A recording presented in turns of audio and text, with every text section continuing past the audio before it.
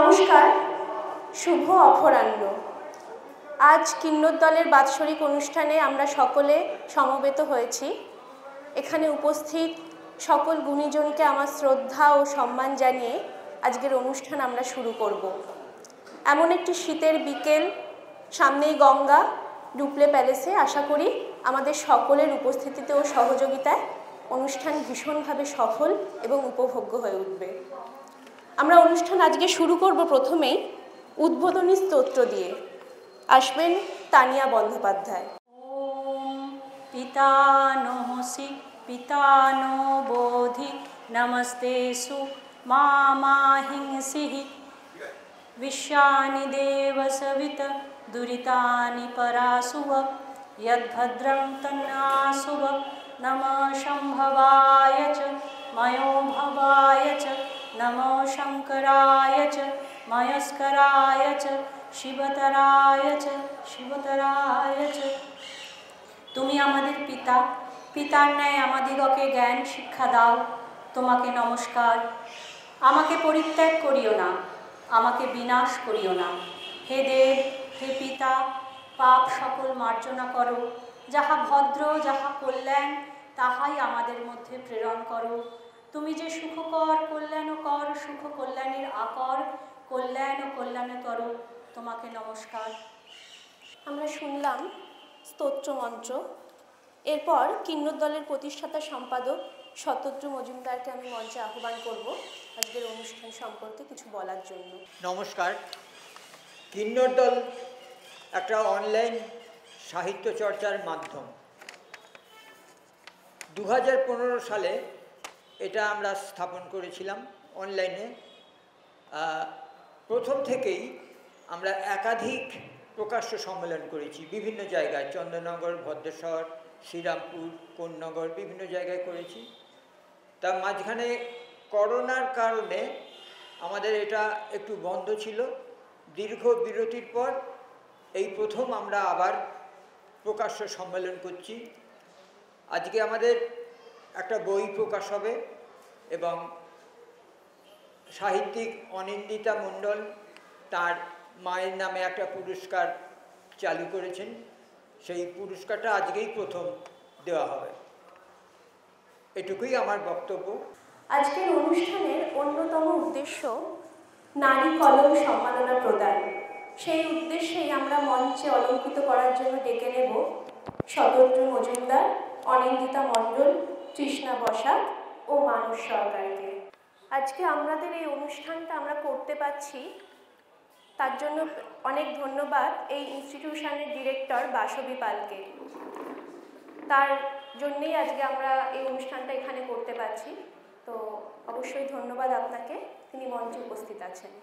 যেমন আমারও উদ্যোগ ছোট, কারণ মানুষটাও ছোট।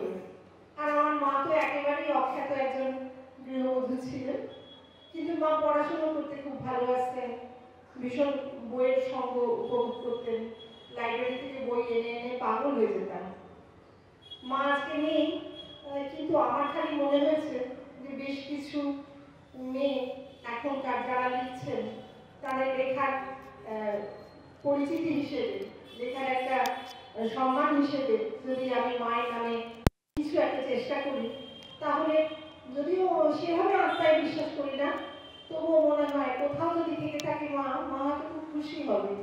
এতগুলো মেয়ে লেখাপড়া করছে, এতগুলো মেয়ে এমন লিখছে, এত সুন্দর, এই ভেবেই একেবারেই ব্যক্তিগত আবেগ থেকে আমি মনে করেছিলাম যে নারী কলম সম্মান দেব। আমাদের একটা নির্বাচনের প্রক্রিয়া হয়েছিল। সেই নির্বাচনের প্রক্রিয়া একেবারেই নিরপেক্ষভাবে কোনো নাম উল্লেখ না করে বেশ কিছু মানুষের কাছে আমরা কোয়েশ্চেনিয়ার পাঠিয়েছিলাম, এবং সেই কোয়েশ্চেনিয়ারের ভিত্তিতে তারা যা যা উত্তর দিয়েছেন এবং যাদেরকে সিলেক্ট করেছেন তাদের মধ্যে প্রথম নামটা ছিল সাহিত্যিক তৃষ্ণা বসাকের। তাই জন্যে এবারে তৃষ্ণা বসাক সেই নির্বাচিত সাহিত্যিক যিনি ভারতী গঙ্গোপাধ্যায় স্মৃতি সম্মান পাচ্ছেন।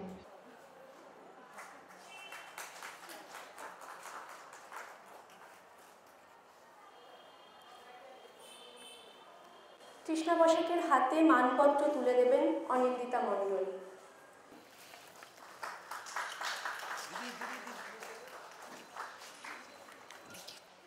মানপত্রটি পাঠ করবেন সিক্তা গোস্বামী।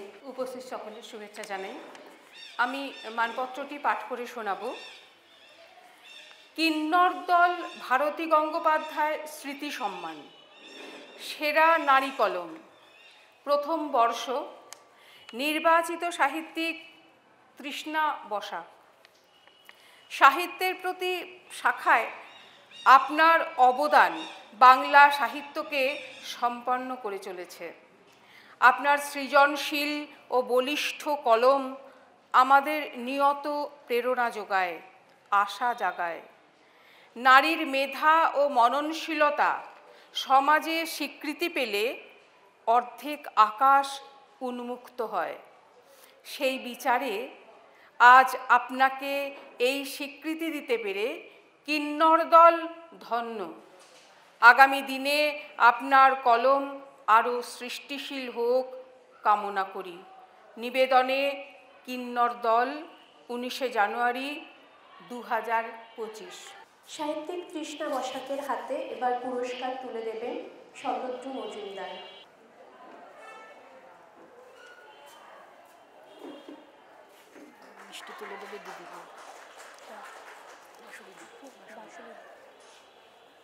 সাহিত্যিক তৃষ্ণা বসাকের হাতে মিষ্টি তুলে দিয়ে তাকে সম্মাননা জানাবেন বাসবী পাল।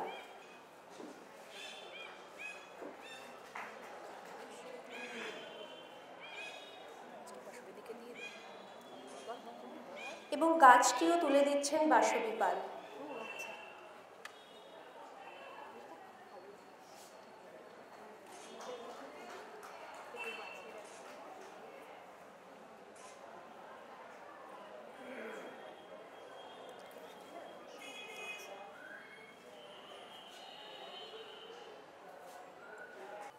আজ এই সুন্দর সভা ত্যাগ করতে আমার মোটেই মন চাইছে না, কারণ এই ধরনের আসর আমি বরাবরই কামনা করেছি যবে থেকে এখানে এসেছি। এটি একটি সাংস্কৃতিক পীঠস্থান। এখানে প্রতিনিয়ত এই ধরনের সাহিত্য বাসর, এখানে যোগাযোগ স্থল হোক, এটাই আমি চেয়েছি। আমি ভীষণ ভীষণ কৃতজ্ঞ কিন্নর দলের কাছে। আর আজকে এই বিশেষ অনুষ্ঠানে যেখানে সমস্ত সাহিত্যিকদের সমাবেশ হয়েছে, সবাইকে দেখতে পেয়ে আজকে এই অনুষ্ঠানে আসতে পেরে আমি ভীষণ খুশি হয়েছি। আমি ভীষণ কৃতজ্ঞ কিন্নর দলের প্রতি, এবং তানিয়া আমাকে বিশেষ করে বারে বারে আমন্ত্রণ জানিয়েছে। এখানে আমার সহকর্মীও রয়েছেন, শ্রী অরিন্দম গোস্বামী, তার সব অনেক পরিচিত মানুষজনকে দেখছি। আমার ভীষণ আনন্দ হচ্ছে যে এই প্রাঙ্গণে সবাই আমরা মিলিত হতে পেরেছি। আর এরকম ধরনের প্রচেষ্টা কিন্নর দলের আমি সাধুবাদ জানাই এবং এর শুভ কামনা জানাই। এরকম প্রত্যেক বছর কিন্নর দল বিশিষ্ট সাহিত্যিকদের চিহ্নিত করে আরও তাদের অনুপ্রেরণা দিক, যাতে সাহিত্য আরও সমৃদ্ধ হয়, বাংলা সাহিত্য। অনেক অনেক ধন্যবাদ সবাইকে এবং আপনাদের আমার আন্তরিক অভিনন্দন জানাই। এবার আমরা মঞ্চে ডেকে দেব মানস সরকারকে তার বক্তব্য শুনে নেওয়ার জন্য। সাহিত্যিক তৃষ্ণা বসাক আজকে চন্দননগরে এসেছেন এবং তার পুরস্কার এইমাত্র তিনি পুরস্কার পেলেন, তাকে অভিনন্দন।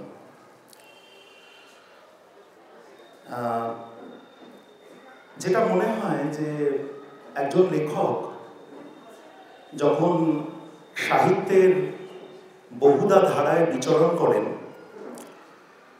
এবং বহুধা ধারায় অনবরত নিযুক্ত থাকেন, তখন তাকে নিয়ে আলোচনার সময় একটু সমস্যা লাগে। এবং সমস্যার এই ক্ষেত্রটি আরও বিস্তৃত হয় এই কারণে, যদি অগ্রজ লেখককে নিয়ে তার পরবর্তী লেখক আলোচকের ধারাবাহিক কিছু কাজ করার, তার সাহিত্যকে নিয়ে কিছু আলোচনা করার সৌভাগ্য থাকে, তবে সেই সমস্যা মনে হয় আরও প্রকট হয়। সমস্যাটা এই কারণে যে তিনি তার বিস্তীর্ণ সাহিত্যের ক্ষেত্রটার বেশ কিছুটা হলেও ততদিনে জেনে ফেলেছেন। ফলে তার নিজের আলোচনাটি কোথায় তিনি কেন্দ্রীভূত করবেন এটা নিয়ে কোথাও একটা দ্বিধা তৈরি হয়। বাস্তবিক আজকে সাহিত্যিক তৃষ্ণা বসাককে নিয়ে আলোচক মানস সরকারের এই আলোচনার সময় এটাই আমার মনে হচ্ছে সবথেকে বড় সমস্যা। তবুও এটা স্বীকার করতে বাধা নেই যে সাহিত্যিক তৃষ্ণা বসাকের সাহিত্য নিয়ে বেশ কয়েকবার আলোচনা করার সৌভাগ্য হলেও মঞ্চে তার পুরস্কার প্রাপ্তির পর, এবং সেটা আমার নিজের শহরে, তাকে নিয়ে আলোচনা করতে পারছি প্রথম। তো সেটার জন্য কিন্নর দলের গোটা পরিবারকে এবং সাহিত্যিক শরদ্দু মজুমদারকে ধন্যবাদ জানাই। বাস্তবিক সাহিত্যিক তৃষ্ণা বসাক সাহিত্যের বহুধা ধারায় নিজেকে নিয়োজিত রেখেছেন। যাদবপুর বিশ্ববিদ্যালয় থেকে বিই এবং তারপর এমটেক করার পর এই উচ্চতার একজন শিক্ষিত মহিলা হিসাবে তিনি পেশাগতভাবে আরও নানাভাবে সফল হতে পারতেন, কিন্তু হননি। সেটা কোনো দিক থেকে আমার মনে হয় যে সাহিত্যের পক্ষে অন্তত ভালো হয়েছে। এবং এতে আরও একটা বিষয় পরিষ্কার হয় যে সাহিত্যের প্রতি তার যে গভীর প্রেম সেটি উন্মুক্ত হয়ে ওঠে। তবুও বিভিন্ন সময়ে সাহিত্যের এবং ছাড়াও তিনি কর্মে নিজেকে বিভিন্নভাবে যেভাবে নিয়োজিত হয়েছেন, কোথাও গিয়ে আমার অন্তত মনে হয় তাতে সাহিত্যের যে বৃত্ত, সাহিত্যর যে জ্ঞান তার আরো বোধহয় এবং সাহিত্য কর্ম তাতে আরো বেশি বৃদ্ধ হয়েছে। যেমন ধরুন, সরকারি মুদ্রণ সংস্থায় প্রশাসনিক পদ, উপদেষ্টা বৃত্তি, বিশ্ববিদ্যালয়ে অধ্যাপনা বা সাহিত্য একাডেমিতে অভিধান প্রকল্পের দায়িত্বে থাকা। তৃষ্ণা বসাক গভীরভাবে সম্পৃক্ত কবিতার সঙ্গে, কথা সাহিত্য যথা গল্প এবং উপন্যাসের সঙ্গে, প্রযুক্তিগত এবং বিভিন্ন বিষয়ের প্রবন্ধ নিবন্ধ লেখায়, অনুবাদ এবং অবশ্যই সম্পাদনার কাজে। আলোচকের যে সমস্যা সেটা আমি প্রথমেই উল্লেখ করলাম, এবং ফলত আজকের যে আলোচনার যে সূচিমুখ সেটা আমি চেষ্টা করছি ওনার গদ্য যাপনের উপর একটু কেন্দ্রীভূত করতে। ঘামবন্ধ রক্তের ভেতর কবিতাটি তৃষ্ণা বসাকের 1992 সালে দেশ পত্রিকায় প্রথম প্রকাশিত হলে বৃহত্তর যে পাঠকের কাছে ওনার পরিচিতি লাভ সেটা ঘটে। 1995 সালে এরপর রবিবাসরী ও আনন্দবাজারে আবার অমল ওনার প্রথম গল্প প্রকাশিত হয়, এবং যারা 2009 সালে ওনার প্রথম প্রকাশিত গল্পগ্রন্থ ছায়াযাপন পড়েছেন তারা নিশ্চয়ই জানেন যে ওই ছায়াযাপন গল্পগ্রন্থের প্রথম গল্প হচ্ছে আবার অমল। এবং ততদিনে অবশ্য সাহিত্য আকাদেমি তরুণ লেখক ভ্রমণ অনুদান উনি লাভ করেছেন, এবং ওনার প্রথম যে কাব্যগ্রন্থ বেড়াল না নীল ঘণ্টা প্রকাশিত হয়েছে। এখন লেখক তৃষ্ণা বসাককে যদি ন্যূনতম আমরা বুঝতে চাই, কোথাও গিয়ে আমার মনে হয় এই আবার অমল গল্পটি দিয়ে আমাদের শুরু করা উচিত। এবং একজন মানুষকে যেমন পুরোটা বুঝতে গেলে তার শৈশবকে কোথাও না কোথাও বোঝাটা খুব জরুরি, ঠিক সেইভাবে এই প্রকাশিত গল্পটি, মানে আবার অমলের কথা বলছি, সেটিও কিন্তু সেই সময়ে প্রকাশিত হয়ে কোথাও না কোথাও যেন এরকম বলে গেছিল। ইতিমধ্যেই তখন গল্পটা একটি বোধহয় কোথাও না কোথাও বলে দেয় আমাদের যে সাহিত্যিক তৃষ্ণা বসাকের কলম আগামীতে কিভাবে সম্পূর্ণ হয়ে উঠবে। আবার অমল মূলত সম্পর্কের গল্প, এবং নিয়তি এবং পরিণতিতে এক অলীক আশঙ্কার গল্প। কেন্দ্রীয় চরিত্র স্বপ্না, যার স্বামী অমলের ছিল ট্রান্সপোর্টের ব্যবসা, এবং এই অভাবী সংসার থেকে উঠে আসা স্বপ্না অমলকে রেজিস্ট্রি বিয়ে করার পর যে এক অনিশ্চিত বিবাহিত জীবনে সে যাবে এবং তাদের সন্তান বাবান জন্ম নেবে, এবং এই অমলের একটা সময় হঠাৎ অ্যাক্সিডেন্টে মৃত্যু, এইটুকু যদি বলে আমি গল্পটার সার কথা বলি তাহলে কিন্তু কোথায় গল্পটা সম্পর্কে সবটা বলা হয় না। এমনকি গল্পটার পরিণতিতে এই ছেলে বাবানের যে বন্ধ দরজার উপর ধাক্কার ফলে যে একটা জীবনবৃত্তের যে বিস্ময় আমাদের মধ্যে তৈরি হয়, এটা বললেও কোথায় গল্পটা সবটা বলা হয় না। আসলে প্রথম গল্প থেকেই কোথাও না কোথাও সাহিত্যিক তৃষ্ণা বসাক নিজের যে জীবন দর্শন সেটা প্রতিষ্ঠা করার চেষ্টা করেন। তিনি যেন অবিরত বলে চলেন যে জীবন অলিক এবং জীবন অনিশ্চিত। এবং আমারই নেওয়া একটি দীর্ঘ সাক্ষাৎকারে একটি জায়গায় মানে সাহিত্যিক তৃষ্ণা বসাক আমাকে জানিয়েও ছিলেন যে এই স্বপ্না চরিত্রকে তিনি নিজের চোখে দেখেছেন। এবং বাস্তবিক সাহিত্যিক রামকুমার মুখোপাধ্যায় ছায়াযাপন গল্পগ্রন্থের ভূমিকাতে লিখেও ছিলেন যে রূঢ় বাস্তবতা আর অলিকের এক জরুরি সহাবস্থান আছে তৃষ্ণার গল্পে।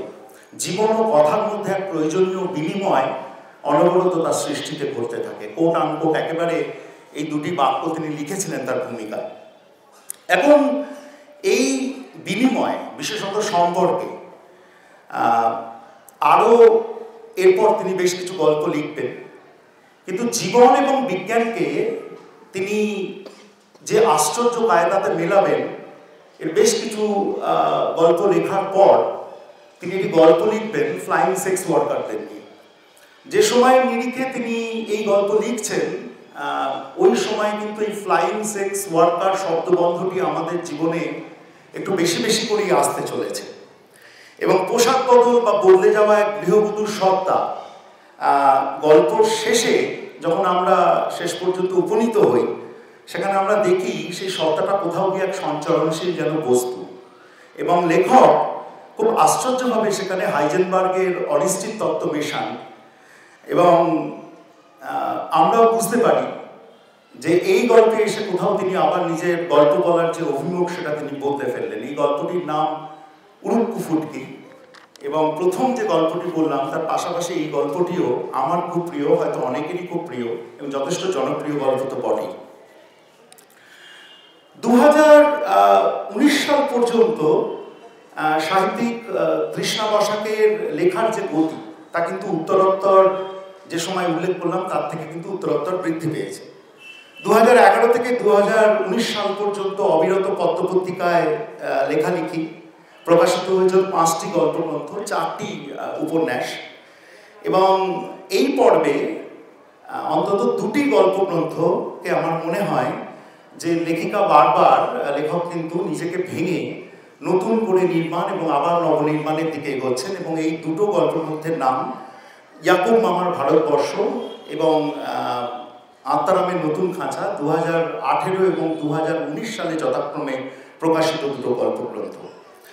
এবং এই দুটো গল্পগ্রন্থ যারা যারা পড়েছি আমরা তারা জানি যে সমাজ এবং চরিত্রকে একেবারে নতুন দৃষ্টিভঙ্গি দিয়ে তিনি পূর্ণ ব্যবচ্ছেদ করছেন।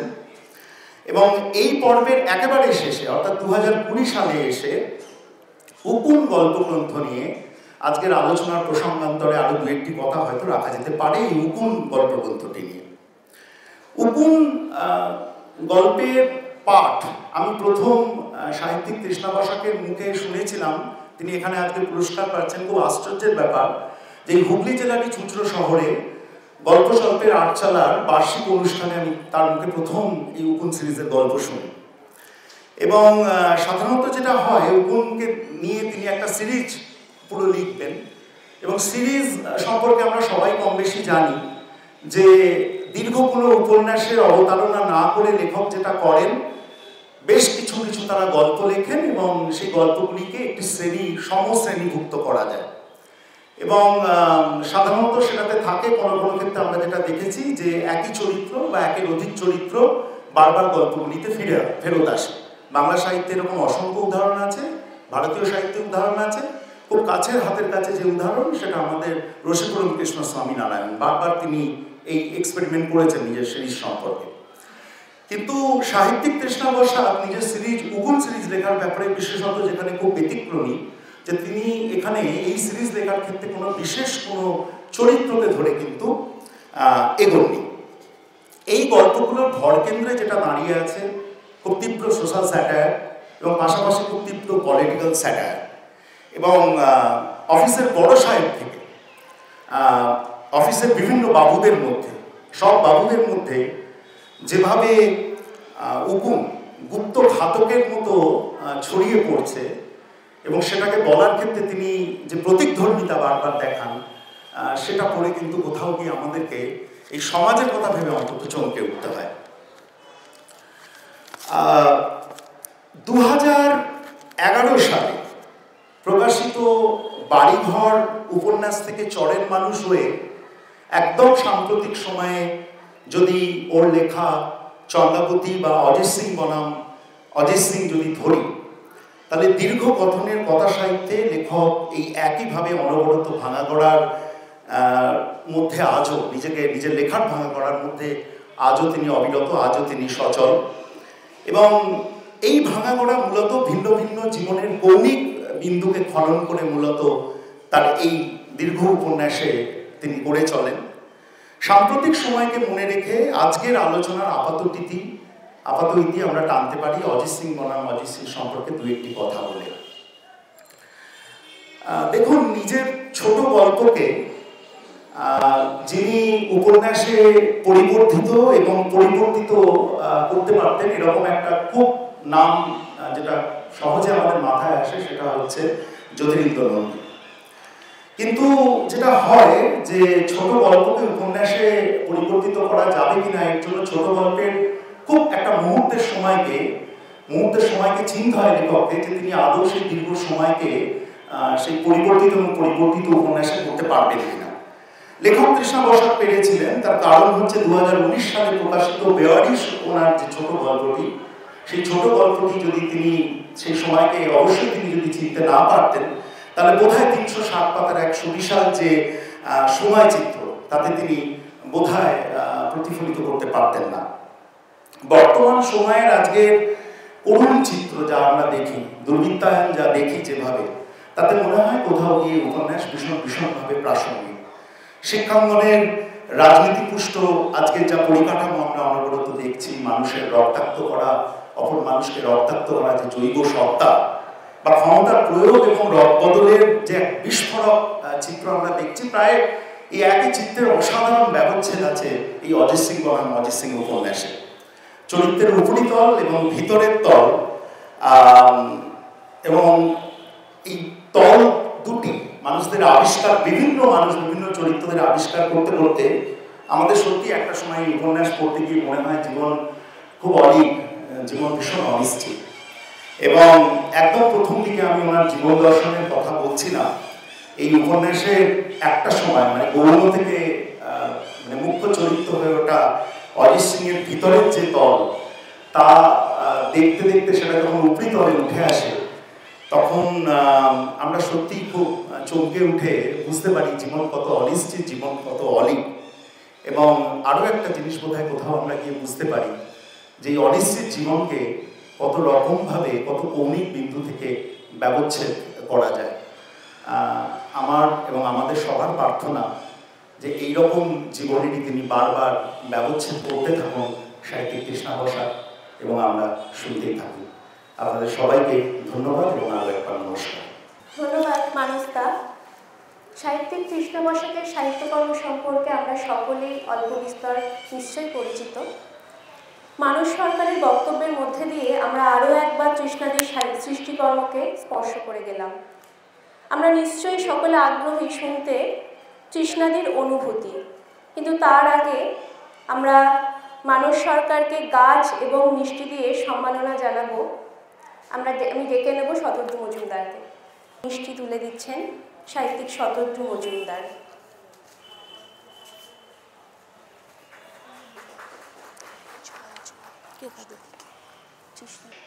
নমস্কার, শুভ বিকেল। খুব ঐতিহ্যপূর্ণ একটি জায়গায় আজকের এই আয়োজন, সামনে গঙ্গা এবং আমার সামনে আমার প্রিয় এবং শ্রদ্ধেয় অনেক সাহিত্য ব্যক্তিত্ব। সবাইকে গোধূলির নমস্কার।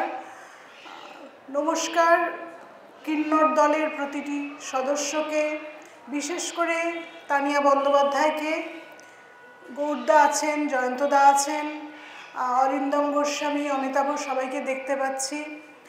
আর বিশেষ ভালোবাসা অনিন্দিতাদির জন্যে, যিনি এবং যার একটি জুরি বোর্ড আমাকে নির্বাচন করেছেন, তার মায়ের নামাঙ্কিত ভারতী গঙ্গোপাধ্যায় পুরস্কারের জন্যে সেরা নারী কলম। আমি কৃতজ্ঞ, আমি অভিভূত। এই পুরস্কার আমাকে অনেক কিছু মনে করিয়ে দেয়। এরকম অভিজ্ঞতা কোনো লেখিকার জীবনে বারবার ঘটে যে অনেক সময়, আমি একেবারেই বলছি পুরুষ লেখক, কখনো যখন আমার সঙ্গে দেখা হয় তারা বলেন তুমি এখন মেয়েদের মধ্যে খুব ভালো লিখছো। এই কথাটা তীব্র কষাঘাত করে আমাকে। আমি একটা লিখেও ছিলাম যে মাতৃভূমি লোকালে চড়ে আমরা আর কতদিন চলব, কিন্তু এই কথা চলতেই থাকে। একবার একজন অগ্রজ লেখক বলেছিলেন যে কোনো একটা জায়গায় আমি পুরস্কার পেয়েছি, বললেন তোমাকে আমি ফার্স্ট করিয়ে দিলাম।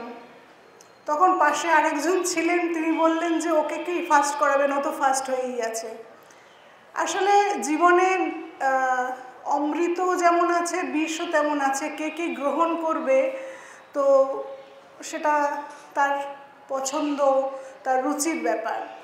কিন্তু তাহলে কি সেরা নারী কলম এই পুরস্কারের আলাদা কোনো গুরুত্ব নেই? অবশ্যই আছে। কেন আছে?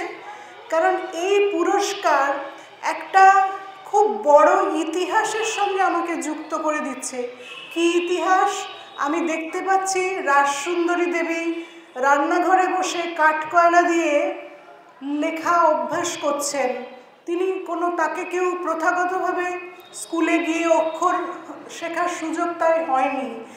তার অনবরত বাচ্চা হতো, এমনকি আপনারা জানেন গীতা চট্টোপাধ্যায়ের সেই বিখ্যাত কবিতা কর্তার ঘোড়া দেখে রাজসুন্দরী মাথায় ঘোমটা টানছেন।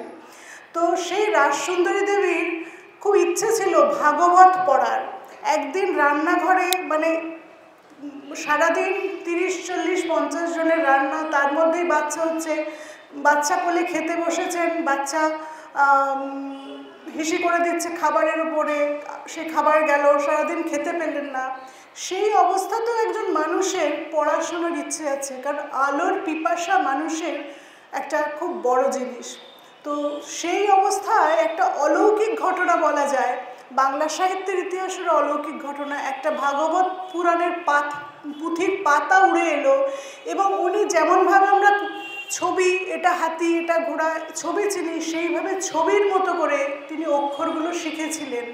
আজকে আমার এই সেরা নারী কলমের পুরস্কার মেয়েদের প্রতি যুগ যুগের সেই বৈষম্য, সেই অন্যায়ের কোথাও যেন একটা প্রতিকারের চেষ্টা করে। আমরা জানি যে আমাদের আশাপূর্ণা দেবী, তিনিও কিন্তু প্রথাগতভাবে স্কুলে যাননি, প্রথাগতভাবে তার অক্ষর পরিচয় হয়নি। ভাইয়েরা পড়তেন উল্টো দিকে বসে, তিনি উল্টো দিক থেকে অ ক খ শিখেছিলেন। সেই আশাপূর্ণা দেবীর লেখার কাছে আমরা প্রণত হই। আজকে যখন ভাবি যে আমার এই ক্ষুদ্র, অত্যন্ত ক্ষুদ্র কাজকর্মকে সেই বৃহৎ ঐতিহাসিকতার সঙ্গে এই পুরস্কার যুক্ত করে দিল, তখন আমার কৃতজ্ঞতা এবং বিস্ময়ের সীমা থাকে না। আমার মনে পড়ছে নরেন্দ্রনাথ মিত্রের একটা গল্প, আপনারা জানি না কজন পড়েছেন, লেখিকা বলে একটি গল্প। একজন ভদ্রমহিলা, তার অনেকগুলি ছেলেপুলে, একেবারে যাকে আমি কোট আনকোট গৃহবধূ বলতে পারি, তিনি কবিতা লিখতেন লুকিয়ে লুকিয়ে। একবার কবিতা লিখছেন, দুধ জাল হচ্ছে, দুধের কড়ায় ছোট মেয়েটি গিয়ে পড়েছে, তার পা পুড়ে গেছে। তো সেই পায়ের পোড়া ঘা কিছুদিনের মধ্যে কিন্তু সেরে গেল, কিন্তু স্বামী সেই ঘাটা কিছুতেই মিলিয়ে যেতে দিলেন না। উনি একটা দেশলাই বাক্স এনে দিয়ে বললেন যে একটা একটা করে পোড়াতে তো অনেক সময় লাগবে, সব ছেলে মেয়েকে তুমি পুড়িয়ে দাও, তাহলে তুমি নিশ্চিন্তে বসে কবিতা লিখতে পারবে, তোমার কবিতা লেখারই তো বেশি দরকার। উনি আর কোনোদিন লেখেননি। তো যখন উনি মারা গেলেন তখন ওনার ওই তোরঙ্গ খুলে একটা হলুদ কবিতার বই, মানে যখন স্বামী খুশি ছিলেন তখন একটা কবিতার বই ছাপিয়ে দিয়েছিলেন। তো সেই কবিতার বইটা আবিষ্কার করলেন এবং একটা চিঠি ছিল ছেলে মেয়েদের উদ্দেশ্যে লেখা, এবং সেই 5 ছেলে মেয়ে অত্যন্ত সফল, তারা কৃতী। তখন বলছে যে আজকে আমার কোনো দুঃখ নেই, আমি তোমাদের মতো 5টি সন্তান রাখিয়া গেলাম। কিন্তু যে সৌদামিনী স্বামীর পাওয়ায় যার পাওয়া হয় না, ছেলেদের পাওয়ায় যার পাওয়া হয় না, যাকে অক্ষর গুনিয়া গুনিয়া পাইতে হয়, তার দুঃখ কোথায় রাখিব? সে বড় কষ্ট লইয়া যাইতেছে। যখন আমার কলম ক্লান্ত হয়ে আসে তখন আমি এদের কথা মনে করি। আমার মনে হয় এই যে মেয়েদের লেখা, মেয়েরা কিভাবে লেখে, এখানে প্রতিটি যারা মেয়েরা আছেন জানেন, তো সেটা একটা বিরাট ঐতিহাসিকতার সঙ্গে আজকে আমি যুক্ত হয়ে গেলাম। আজকে আমার দিদাকে মনে পড়ছে, ক্লাস 4-এ বৃত্তি পাওয়া মেয়ে, যার ইংলিশ বুক অফ রিডার, যেটা প্যারিচরণ সরকারের, সেটা চালের ড্রামের মধ্যে লুকিয়ে রাখতে হতো, কারণ বাড়িতে বলতো যে ইংরেজি শিখলে মেয়েরা ফাজিল হয়ে যাবে।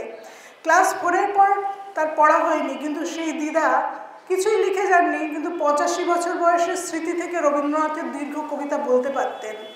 তো আমি এগুলোকে বলি মহতি বিনষ্টি। যখন কলম ক্লান্ত হয়ে পড়ে তখন কলমকে বলি বিশ্রাম নেওয়ার অবকাশ নেই, কারণ এত মানুষ তারা কাকতালীয়ভাবে তারা সবাই নারী, লিখতে পারেননি, তাদের হয়ে কথা বলতে হবে। তো সেই কারণে আজকের এই পুরস্কারটি আমার কাছে অত্যন্ত গুরুত্বপূর্ণ, এবং আমি আরেকবার যারা আয়োজক তাদের ধন্যবাদ জানাই। এবং আমি শেষ করব একটি কবিতা দিয়ে। আর আরেকটা কথা না বললেই নয়, মানুষ অত্যন্ত ভালো আলোচনা করেছে, আর পুরস্কারের সব দিকটাই ভালো, শুধু খারাপ হচ্ছে বসে বসে বারবার নিজের নাম শুনতে হয়। এটার বারবার নিজের নাম শুনতে আমার মতো নির্লজ্জ লোকেরও একটু লজ্জা লাগে। আমি একটা সমবেত যন্ত্রণার মধ্যে আমরা আছি। আমার এই কবিতাটি তারই কথা বলছে, সেই কবিতাটি বলেই আমি শেষ করব। বন্যা আছে, হ্যাঁ, এই বন্যার মতো ভালো বন্যা কখনো আসেনি। জল ছাড়ছে, ভেসে যাচ্ছে যাবতীয় তথ্য প্রমাণ, জল ছাড়ছে, ভেসে যাচ্ছে সমস্ত ঘুম রেজিস্টার, ভেসে যাচ্ছে মর্গসুখ, কথা বলা নির্ঘুম লাশেরা। জলের তলায় দেখি লেখা হচ্ছে নতুন জাবেদা।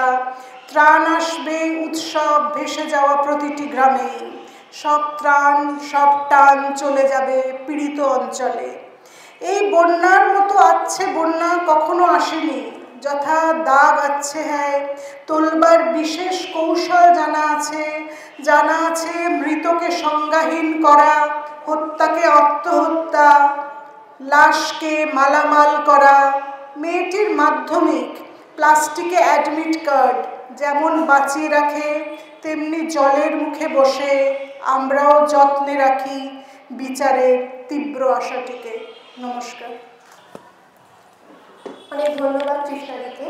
আমরা অসাধারণ একটা অনুভূতি এবং বক্তব্য শুনলাম। এবার কিছুটা স্বাদ বদলের পালা। তো আমরা একটু চলে আসি কবিতা ও গল্পে। আমরা অনুগল্প ও কবিতা পাঠ করার জন্য মঞ্চে আহ্বান জানাবো রামকিশোর ভট্টাচার্য, স্বাগতা ভট্টাচার্য ও তানিয়া বন্দ্যোপাধ্যায়কে। এই গল্প কিন্তু আমার লেখা গল্প নয়, এটা আজকের এই শ্রদ্ধার বইয়ের মাধ্যমে গল্প বাসরটা আমরা শুরু করতে চাইব। সমরেশ বসুর লেখা একটি অনুগল্প, যেটা আমি পাঠ করব মাত্র, এটা দিয়ে আজকে সাহিত্য বাসর শুরু হবে। ডাইনে বাঁয়ের কর্চা, সমরেশ বসু। অনেক বয়স হয়েছে, মহাদেব আর গরুর গাড়ি চালাতে পারছে না। তার ছেলে সুখদেব এই কাজ করবে, কিন্তু প্রথম দিনেই বিঘ্ন, কিছুতেই গরু দুটো নড়ছে না, চাবুকের পর চাবুক, তবুও তারা স্থির। এমন সময় ঘর থেকে বেরিয়ে এসে ছেলের পিঠে এক ঘা চাবুক লাগিয়ে দেয় মহাদেব। কি হলো, আমাকে মারলে কেন? মারবো না? হারামজাদা, তুই ডাইনের গরুটা বাঁয়ে আর বাঁয়ের গরুটা ডাইনে লাগিয়েছিস, ওরা চলবে কি করে?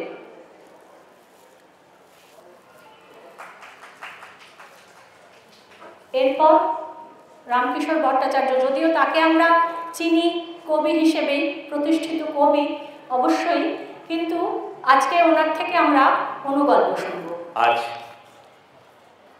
কিন্নর দলের এই অনুষ্ঠানে এসে আমার খুব ভালো লাগছে।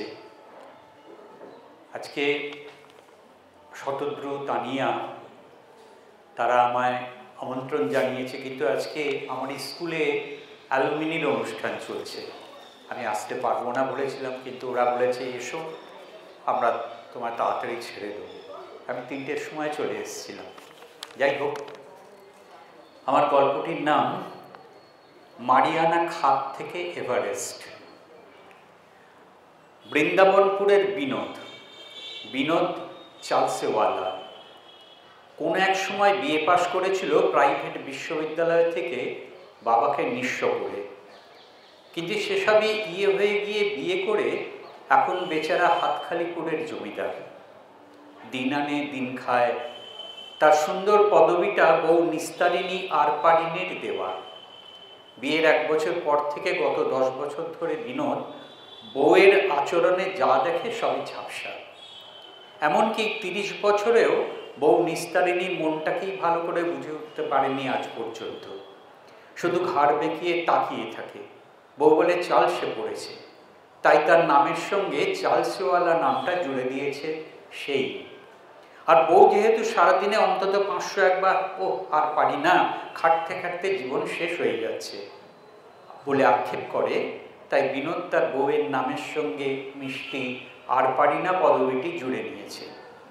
তবে দুজনের মধ্যে প্রেম খুব গভীর। বিনোদ যদি ভাবে ডান দিকে যাওয়া উচিত, বউ তার বামপন্থী।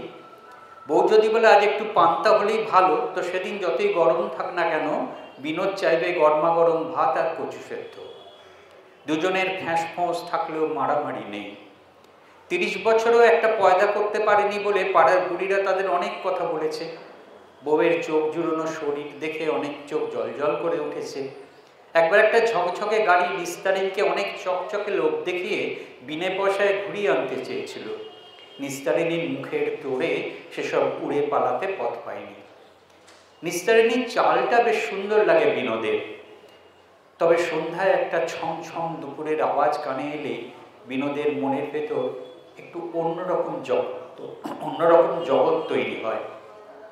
সেইভাবে বিভোর হয়ে সিগারেট খেতে খেতে উড়ে যাওয়া ধোঁয়ার দিকে তাকিয়ে বিনোদ ভাবে তার পাড়ার মেটে রাস্তাটা হাইওয়ে হয়ে ছুটে যাচ্ছে মারিয়ানা খাত থেকে এভারেস্ট চূড়ো। এসব থিওরি তার ভেতরে কি করে আসে তা সে জানে না, বোঝেও না, কাউকেই বলতে পারে না, বউকেও না।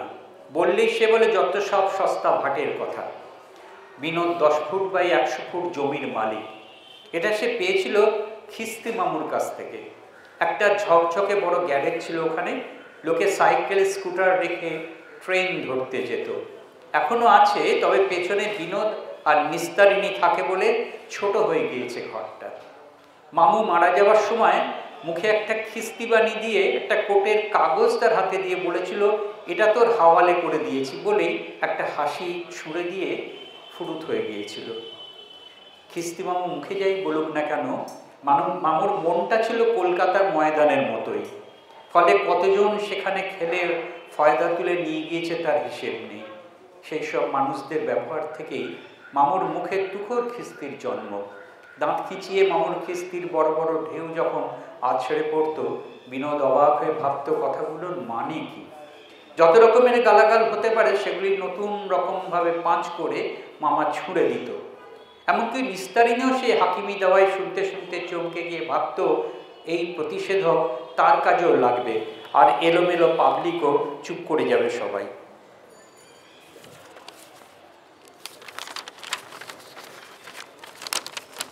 গ্যারেজে থাকতে থাকতে সে কখন মেকানিক হয়ে উঠেছে তা সে নিজেই জানত না, আর সেটাই বিনোদের সামান্য আয়।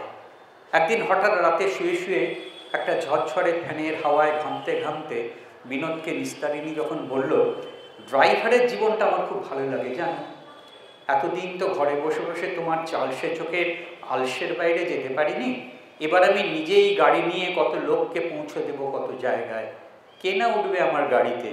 নিরাপদতা বলেছে আমায় গাড়ি চালানো হাতে ধরে শিখিয়ে দেবে, আমি গাড়ি চালাবো।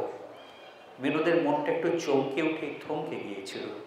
নিরাপদ নিস্তারিণীর হাত ধরবে, সারা শহর ঘুরে বেড়াবে, পাশে শুয়ে থাকা নিস্তারিণীর দিকে একবার তাকালো, বলেই ঘুমিয়ে পড়েছে। বিছানার চাদরের সঙ্গে বোঝাপড়া করতে করতে বিনোদও একসময় ঘুমিয়ে পড়ল। প্রায় 1.5 মাস হয়ে গিয়েছে নিস্তারিণী ঠিক সকালে উঠে রান্না করে দিয়েই বেরিয়ে যায়, ফেরে সন্ধ্যায়।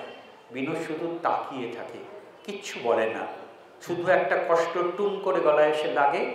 বিনোদ কষ্টটাকে এগাল ওগাল করে থুক করে ফেলে দেয়।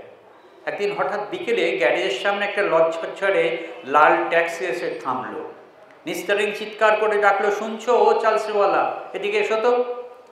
বিনোদ এগিয়ে গিয়ে গাড়িটার পাশে দাঁড়াতেই দেখে পেছনে নিরাপদে মুচকি মুচকি হাসছে।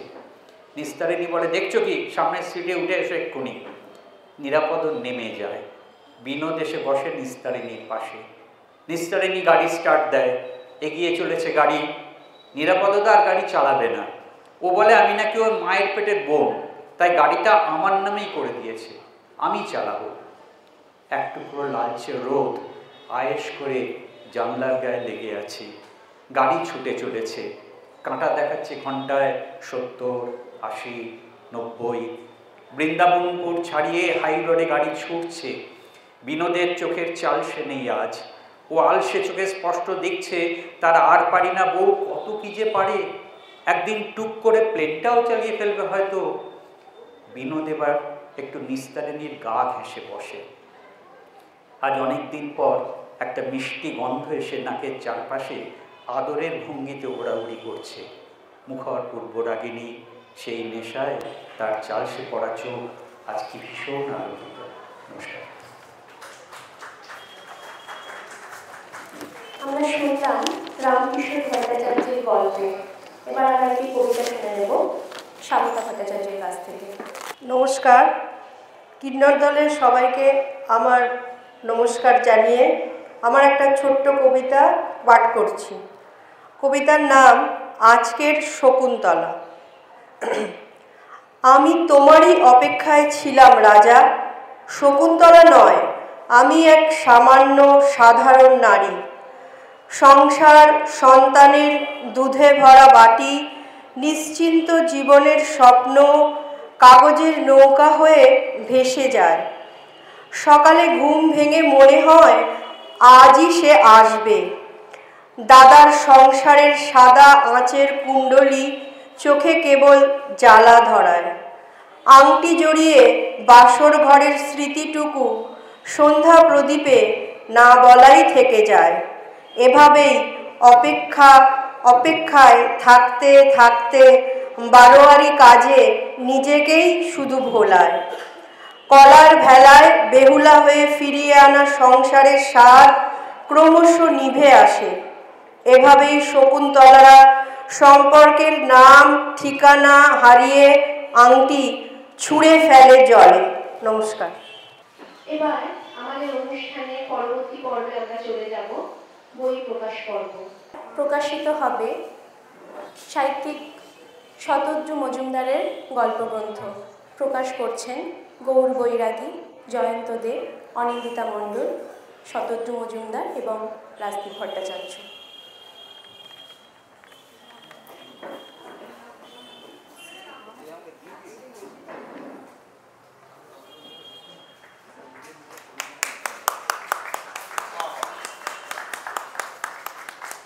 প্রকাশিত হলো অথ মামা বিচিত্রা।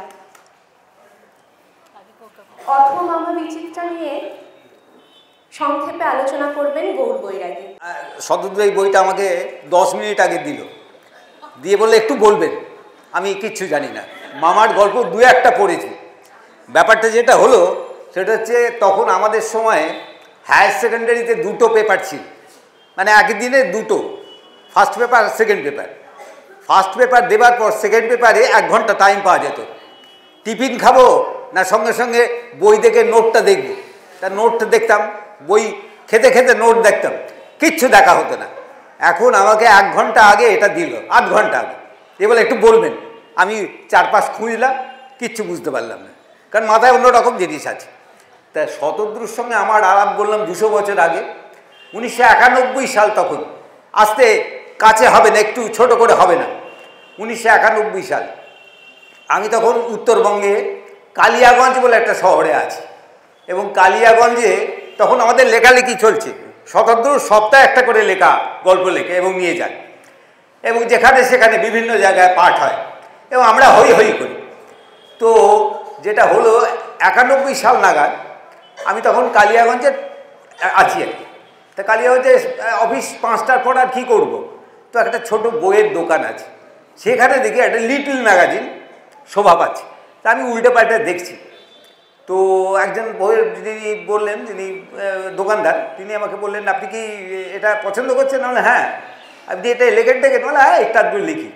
তো আপনার বাড়ি কোথায়? বললাম বাড়ি চন্দননগর। তা তিনি আমাকে বলছেন, চন্দননগরে একজন মজুমদার কিসাব মজুমদার আছে, আপনি জানেন? আমি মজুমদার, কিসাব মজুমদার, নামটা বলুন। নামটা কিছুতেই মনে আসছে না। শতদ্রু মজুমদার? হ্যাঁ, ঠিক ধরেছেন, শতদ্রু মজুমদার। ও ফাটাফাটি লেখা, আনন্দবাজারে প্রায় প্রতি সপ্তাহে কাঁদন আর মনসা দরগার নামে গল্প লেখেন। সেই বিখ্যাত লেখকের বই মামা সিরিজ আজকে প্রকাশিত হচ্ছে। ও কি আজকের ছেলে? সেই 91 সাল থেকে আমি দেখতে পাচ্ছি ওকে। তো এই গল্প তো আমার বলা সম্ভব নয়। আমি যেটা বলবো, আমি সঙ্গে সঙ্গে দেখে নিয়েছি শেষ পাতাটা। শেষ পাতাটা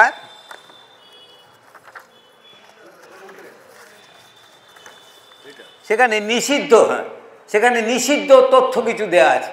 আমি সেই তথ্যগুলো পড়তে পড়তে নিজেই হাসলাম, আপনারাও একটু হাসুন। বলছে বাবার স্মার্টফোন চোর নামে একটি ভিডিও আমরা দেখেছি, সেটা মামার খুব ভালো লেগেছে, 2 বার দেখেছে। তাই তা থেকে মামা জেনেছে, মামা কি জেনেছে বা সেটা জানাচ্ছে। গ্রীষ্মকালে চুরি করতে যাবে না, 1। 2, চুরি ভালো সময় রাত 12:30 থেকে 3:30, 4টে নয় কিন্তু 3:30। 3, বর্ষাকালে চুরির আদর্শ সময়। 4, নিজের পাড়ায় কখনো চুরি করবে না। 5, যে বাড়িতে বৃদ্ধ মানুষ আছে সে বাড়িতে কখনোই যাবে না, কারণ বৃদ্ধ মানুষের ঘুম খুব পাতলা হয়। 6, সদ্যজাত শিশু থাকলে সেখানেও যাবে না, শিশু থেকে থেকে পেচ্ছাপ করে, তাই মায়ের ঘুম পাতলা হয়ে যায়।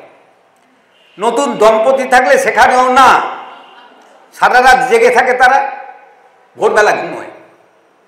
8, বাড়িতে রোগী থাকলে সেখানেও চেষ্টা না করাই ভালো, অসুস্থ মানুষের ঘুম পাতলা হয়, তাকে সেবা করার জন্য বাড়ির সুস্থ মানুষও জেগে থাকে। 9, চোখের খেলায় চুরি। তুমি একটা দোকানে গেলে, যেখানে টাকা পয়সা থাকে ঠিক তার পাশে দাঁড়াবে, তারপর হঠাৎ মুখটা ঘুরিয়ে দূরের দিকে একভাবে তাকিয়ে থাকবে। তুমি তাকালে দোকানিও সেই দিকে তাকাবে, আর সেই সুযোগে ইত্যাদি। আমি আর বলছি না এই গল্পটা কাদের জন্য লেখা হয়েছে, আপনারা বুঝতে পারছেন, আপনারা নিশ্চয়ই নন। সবাইকে ধন্যবাদ। এবার শুনে নেব প্রকাশক রাজদীপ ভট্টাচার্যের কথা। শতদ্রুদার অথ মামা বিচিত্রা ব্যারাকপুর স্টেশন প্রকাশনী থেকে প্রকাশ পেয়েছে। ব্যারাকপুর স্টেশন কেবলমাত্র আমরা নিজেদের কয়েকজনের বই করি, এর বাইরে বাণিজ্যিকভাবে আমরা বই করি না। আমাকে অনিন্দিতাদি প্রথম যখন বললেন, আমি তাকেও এই বিষয়টি জানালাম, এবং এই সব কিছুর পরে তার অনুরোধেই আমি এই কাজটি করেছি। আর সেই কাজটা করার সুফল এই 4 জন বিশিষ্ট মানুষের সঙ্গে আমার মতো একজন অধম এখানে উপস্থিত।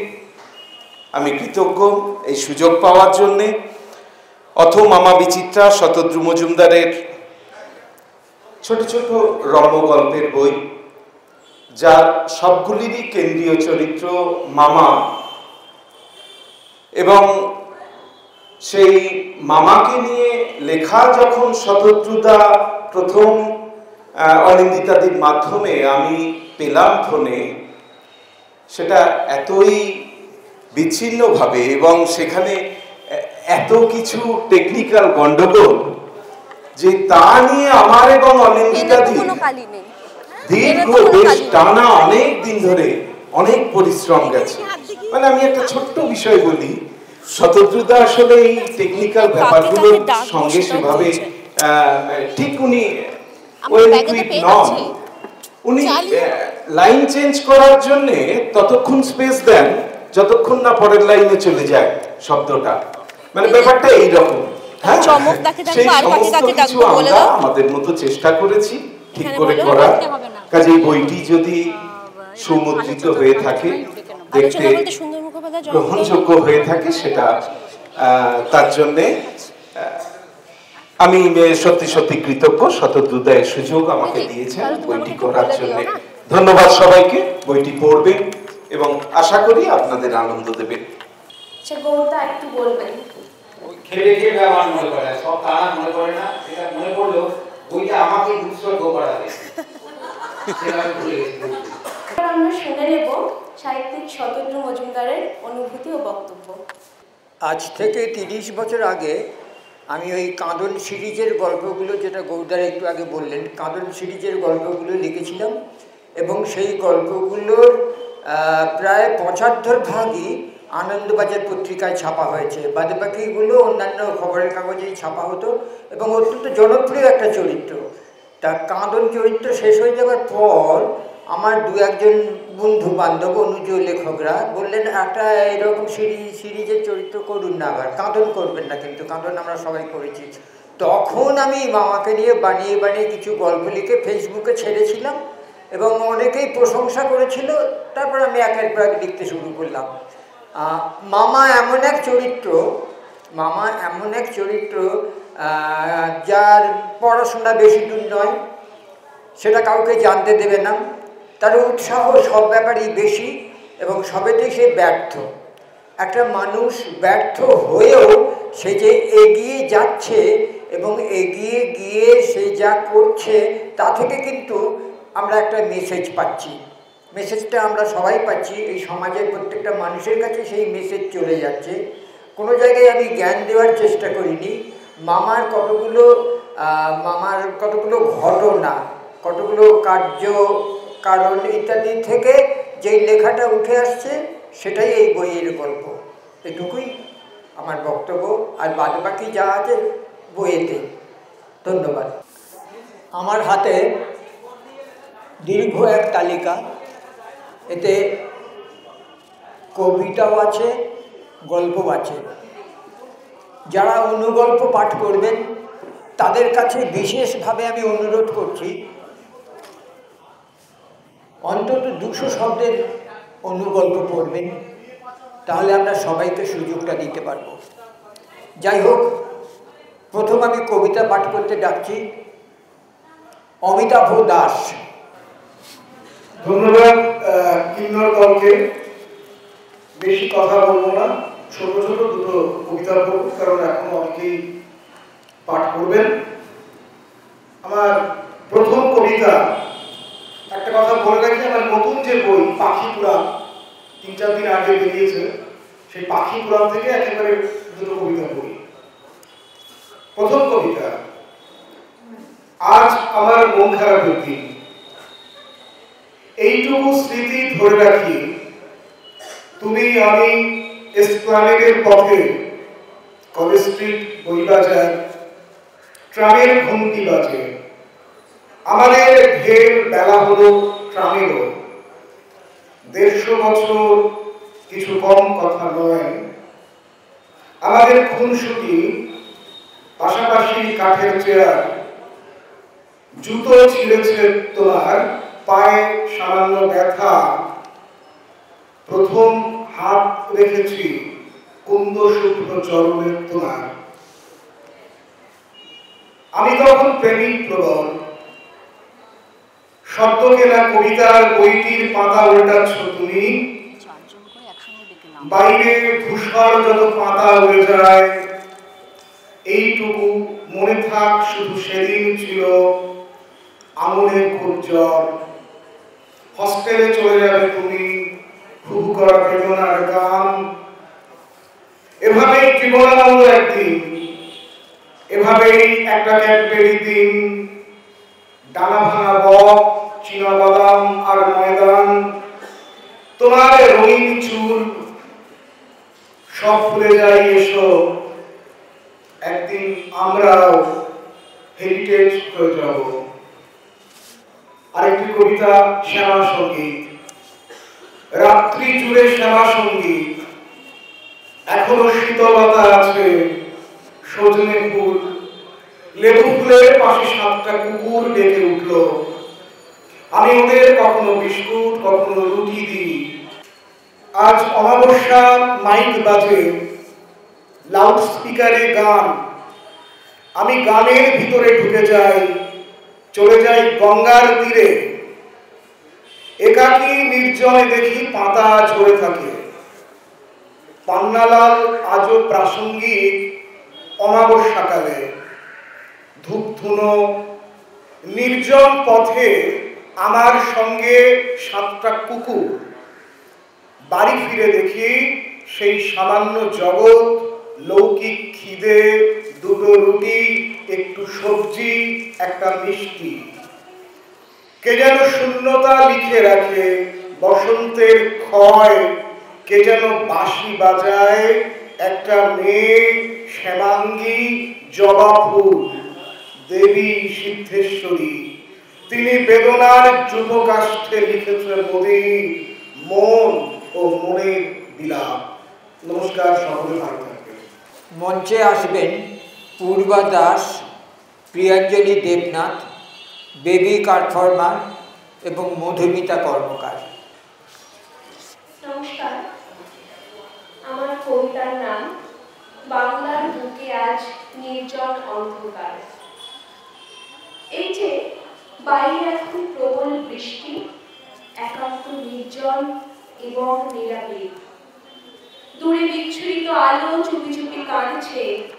তুমি কেমন আছো বালক? তোমার সমস্ত নগ্নতার ওপর ঝরে পড়েছে কি বৃষ্টি ফোঁটা?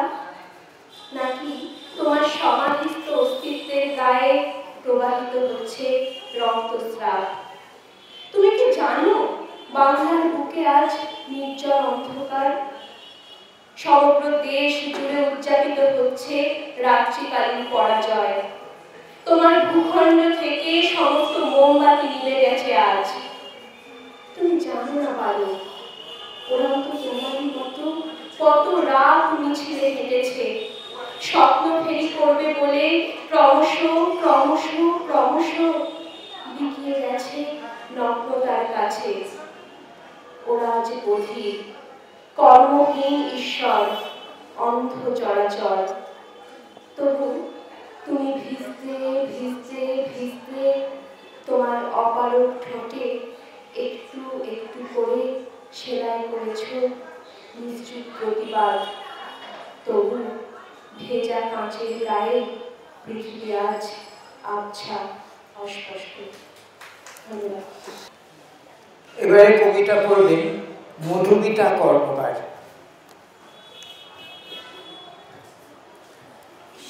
শুভ সন্ধ্যা। আমি ছোট কবিতা মেঘলা দিন। মন খারাপের মেঘলা দিনে যদি পড়ে আমায় মনে, পাংশু মুখে চিঠি লিখো, আবেগ ভরা আকুল কথা, গুমোর হওয়া কণ্ঠে তোমার কান্না এসে লিখবে, তবু লিখবে তুমি অবুঝ হয়ে লিখবে, উদাস মনে বৃষ্টি ভেজা সময়।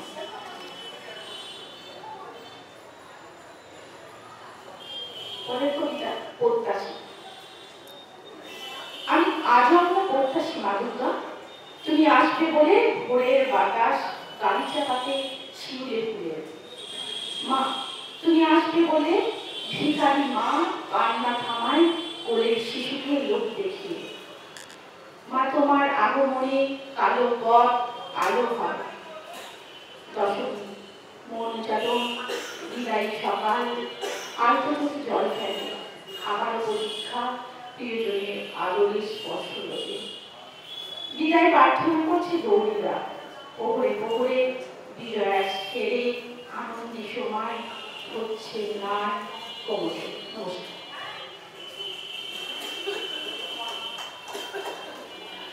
এখন আমরা একটু স্বাদ বদল করছি। অনুবাদ গল্প তো অনুবাদ গল্প করলেন বেবি কারফরমার। সুখের সাহারে একটি অনুগল্প আমারই অনুবাদ পাঠ করছি।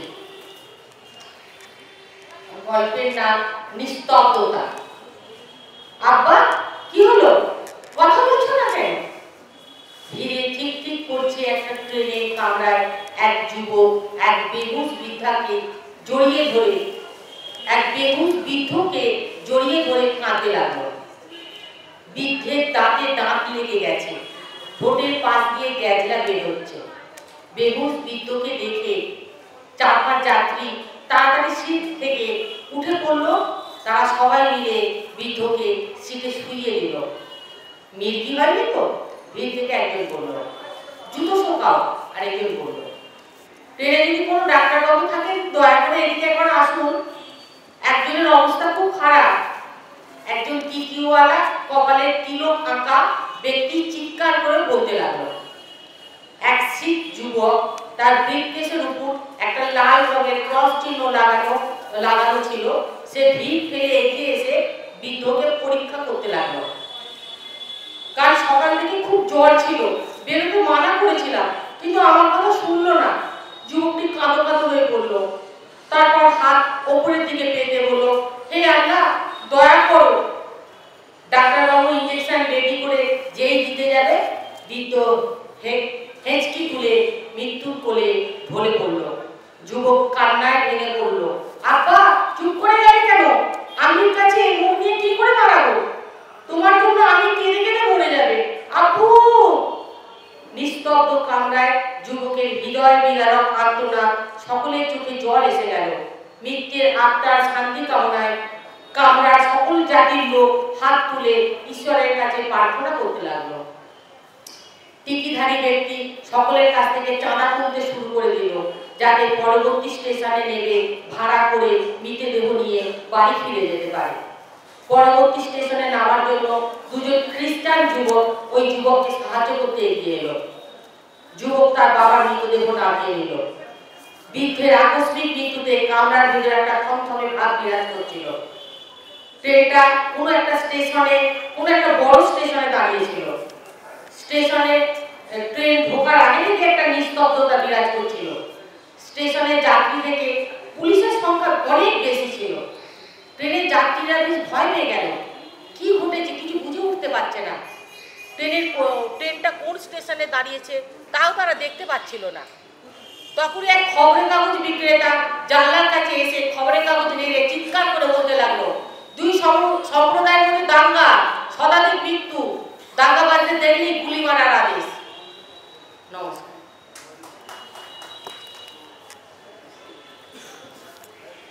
এবার 4 জন গল্পকারকে আমি ডেকে নিচ্ছি। চমক মজুমদার,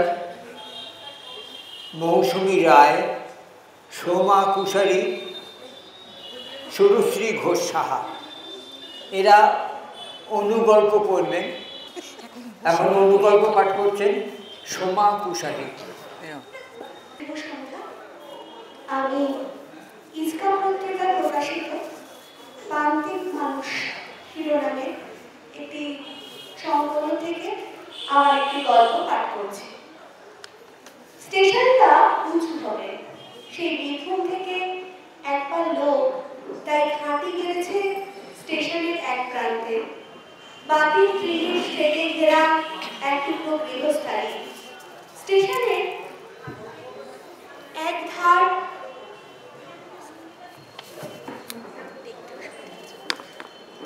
স্টেশনের একমাত্র ফ্যানের তলায় শোয়া বসা খাওয়া সব একসাথে। উঁচু উঁচু সিমেন্টের বসার ব্যবস্থা আর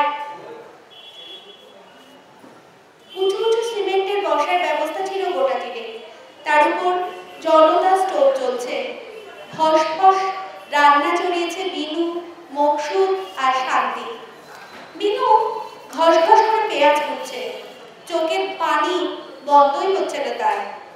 শান্তি ডালে সম্বরা দিল, শুধু ডাল আর আলু পেঁয়াজ কুচো, শুকনো লঙ্কা আর কাঁচা সর্ষের তেল দিয়ে মাখা। তাতেই 12 জনের দলটা হাপুস হুপুস করে খাবে। সন্ধ্যাবেলায় গোল হয়ে বসে সবাই মুড়ি খাচ্ছিল, সস্তার আলুর চপ আর মুড়ি। নাসিমা আনসারের ছোট বোন, বিয়ে একটা হয়েছিল বটে, কিন্তু বর কি কারণে যেন তালাক দিয়েছে। দাদার সঙ্গে তাই জোগাড়ে খাটতে এসেছে। বিনপুরেও দাদার ভাগের জমি চাষে সাহায্য করে ও। চপ ভাগ করতে গিয়ে বিষের ঠোঙায় একটা বেশি চপ গুজে দিয়ে ঠোঙাটা এগিয়ে দিল। বিষে ছড়াও এতক্ষণ নাসিমাকেই দেখছিল। ঠোঙাটা হাতে পেয়েই ধাঁ করে চপ গুলে দেখে নিয়ে বলল, আমার ভাগে একটা কম কেন? নাসিমা চেঁচিয়ে উঠল, তবে রে, আমি নিজের থেকে একখান তুলে দিলাম আর বলে কিনা কম। কথাটা শেষ হতে না হতেই বিষে মিটি মিটি হাসতে লাগলো। নাসিমা একবার গোটা দলের দিকে চেয়ে দেখে নিয়ে ঠোঙা হাতে চট করে উঠে দাঁড়ালো। বাইরে পা বাড়াতেই বিষে সঙ্গ নিল। অমন করে হাট করে দিলে কেন? লজ্জা শরম নাই নাকি? নাসিমার অভিযোগের গুরুত্ব না দিয়ে বিষে বলল, তোর বউ দিদিরে বললি? নাসিমা বুঝেও না বোঝার ভান করলো, বলল কি? বিষে এবার বেশ রাগত স্বরে বলল, নাটক করছিস? নাটক? কি বলতে বলেছিলাম তরে? নাসিমা শাড়ির আঁচল দিয়ে ভালো করে মুখ পুছতে পুছতে বলল, ভাবি আবার কি করবে? নিজের কথা ভাব। মুসলমানের মেয়ে নিকে করলে ঘরে ঢুকতে পাবি? গ্রামে মুখ দেখবে না কেউ তোর? তোর মাকে যে এত ভালোবাসিস বলিস, আমাকে নিয়ে গেলে তোর মা তোর মুখে নুড়ো জেলে দেবে না? বিষে চট করে নাসিমার হাত ধরে টান মেরে দাঁড় করিয়ে দিলে, বললে, মা বাপ ঘর ঘা না ভেবে চট করে নিজের কথা বল। কি বাসনা তোর?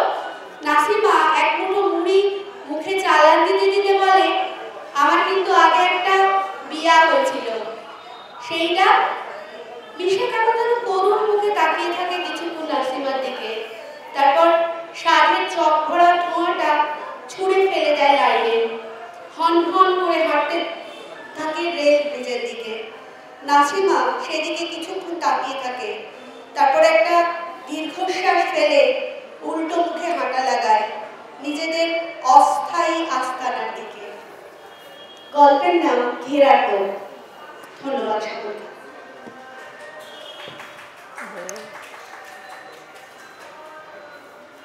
এবার অন্য গল্প পাঠ করবেন শুভশ্রী ঘোষ সাহা। নমস্কার, আমার গল্পের নাম মাংস জন্ম। 5 দিন হলো আমার জ্বর, তাই মা আজ একটু মাংস রেখেছে।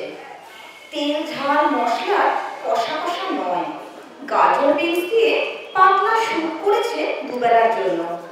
পাড়ার নবীন কাকুর দোকানে মা বলে রেখেছিল, সেই এসে দিয়ে গেছে সকালে। আমার বাবা নেই, মা একাই আমার অভিভাবক। আমিও মায়ের সঙ্গে অনেকবার নবীন কাকুর মাংসের দোকানে গিয়েছি। দেখেছি মুরগিগুলোর পাখনা দুটো চেপে ধরে খাঁচা থেকে বের করে বালতিতে চুবিয়ে রাখে কিছুক্ষণ, তারপর আস্তে করে গলায় কোপ বসায়। কি প্রচন্ড চেঁচামেচি করে প্রাণীগুলো। আমি বহুবার ভয় মুখ লুকিয়ে নিয়েছি মায়ের পিছনে। তারপর আড়াল থেকে দেখেছি নবীন কাকুর মুখটাও কেমন বিভৎস হয়ে উঠছে ধীরে ধীরে। দরজায় আওয়াজ হয়, উকি ঝুঁকি মেরে জানতে চায়, কে এসেছে মা? গোধূলি পেরিয়েছে, মা সন্ধ্যা দিচ্ছিল। হাতে সেই জ্বলন্ত ধূপকাঠি নিয়ে মাথার কাছে এসে দাঁড়ায়। ঘরে ঢোকে প্রতিবেশী শোভন কাকু। একটা টুল টেনে বিছানার পাশটায় বসে। কাকুর কেমন যেন ছুপ ছুপ করে হাত আর চকচকে চোখ। ভয় মুখটা আমার মাংসের দোকানের মুরগিগুলোর মতন করুণ হয়ে যায়। কত জল, খেয়েছিস কিছু? তার হাতটা আমার কপাল ছুঁয়ে গাল বেয়ে নামে। কবে থেকে অসুস্থ মিলে? ওষুধ দিয়েছ কিছু? বড় উদ্বিগ্ন দেখায় তাকে। অভিনয়টা কিন্তু মন্দ করে না কাকু। মা আরো বেশি আমার শরীর ঘেঁষে আসে। বিছানার চাদরে পড়ে এক মুঠো ধূপ পোড়া ছাই। মায়ের মুখটাও ওই পোড়া ছাইয়ের মতন দুশ্চিন্তায় কালো হতে থাকে। আমার হাতের নাড়িটা নিজের মুঠোয় পুড়ে দেখতে থাকে কাকু, যেন কোনো অভিজ্ঞ ডাক্তার এসেছে দেখতে। মা অস্থির হয়ে ওঠে। বিছানার পাশে ধূপকাঠিটা সম্পূর্ণ শেষ হয়ে যায়। নারী মাংস জন্ম নেওয়া আমাকে আগলাতে আগলাতে মায়ের জীবনটাও এমনই পুড়ে ছাই। কাকু চলে যেতে মা নতুন ধূপকাঠি জ্বালায়, কিন্তু মায়ের আর আমার জীবন তো একটাই। নমস্কার। এখন কবিতা পড়ছেন মৌসুমী রায়। বুঝছে? শুভ সন্ধ্যা। কিন্নর দলকে ধন্যবাদ আমাকে আমন্ত্রণ জানাবার জন্য। তানিয়াদি আমাকে একটা কবিতা পড়তে বলেছিলেন, আমি তাই কবিতাই পড়ছি। কবিতা পোড়া ছাই আর অলৌকিক চকোলেট। ধরো আমার বইয়ের আলমারিটা একদিন ছাই কাটায়। পৃষ্ঠা জুড়ে উঠছে পোড়া ছাই। আমি হাত পা ছড়িয়ে প্রবল নাকি কান্না জুড়েছি। বাপ ভাই সকলে পিঠে মাথায় হাত বুলিয়ে দিচ্ছে। সুযোগ সন্ধানী মেসোমশাই এই ফাঁকে টুক করে আমার গ্রস্ত উপত্যকা পেরোতে লোমশ খাওয়া বাড়িয়েছেন। জীব জড়িয়েছে টসটসে লোভে। আমি হেঁচকি তুলে আমার ছাই পাশ লেখাগুলি গুজে গুজে দিচ্ছি নেকি পিসির পার্সে। খুশিয়াল পিসি আমার কান্না মুখে গুজে দিল অলৌকিক চকোলেট। ছাইয়ের ধুলোয় উঠছে কাব্যমেলার প্রথম স্তবক, নির্বাচিত কবিতার খাস্তা পৃষ্ঠা।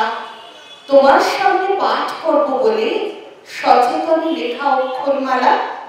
চিটচিটে ধুলোয় আমার মাথা উড়ে গেছে, দু চোখে ভরা ছাই। ভস্য মাখা স্বপ্নের চিতা থেকে আমি উঠে বসে প্রথম কাব্যগ্রন্থটির তামাদি পাতা ছিঁড়ে ছিঁড়ে কাগজের নৌকা ভাসাচ্ছি হাপুস চোখের জলে। আমাকে ঘিরে থাকা রুদারীরা ঘন ঘন রুমালে চোখ মোছে। তবু চারদিক ছাই ছাই আর ছাই। আমার পৃথিবী জুড়ে বিষম ধুলি ঝড়। শুধু আলজিভ টাকরায় সেই অলৌকিক চকোলেট। নমস্কার, ধন্যবাদ। আবার আমরা তিনজন কবিকে ডেকে নিচ্ছি। রাজদীপ ভট্টাচার্য, স্বপন পাঁজা এবং সুবীর মজুমদার। করছেন রাজদীপ ভট্টাচার্য।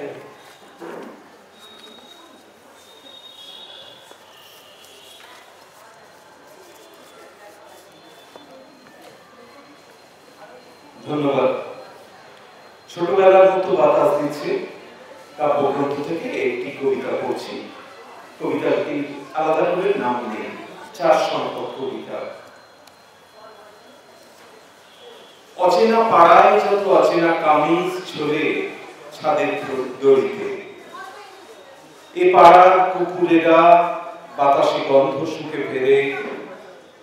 হাঁটতে হাঁটতে হাঁটতে হাঁটতে একা গ্রীষ্মের দুপুরে এ আমি কোথায় এসেছি?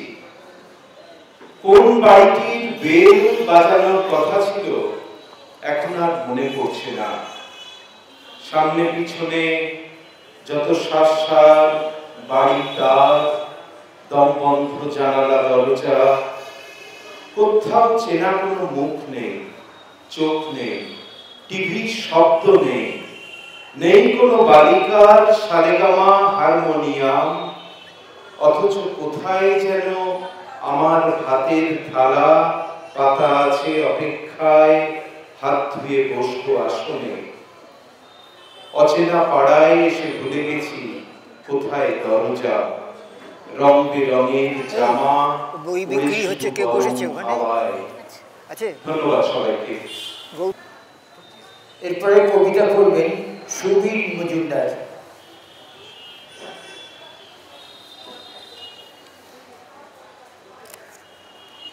কবিতার নাম তোমাকে।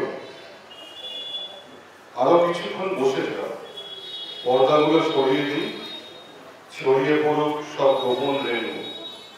কাগজ ফুল জেনে যাক পড়ার বিলন, শীতের রোদ্দুরে রাখো তোমার পা দুটো, দেখে নি শেষবার।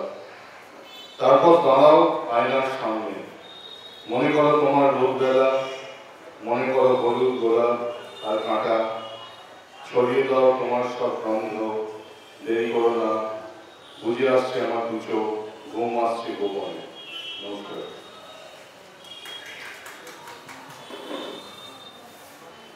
স্বপন পাঁজা।